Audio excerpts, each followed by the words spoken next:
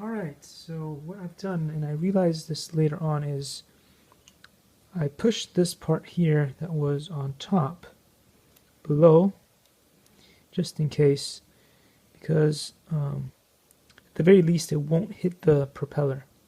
We want to guard the propeller by being able to smash into things lightly on the right and on the left here.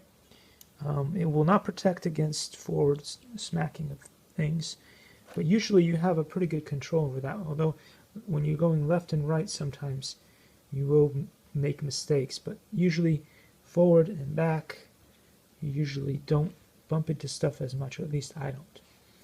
So I think this should work pretty well.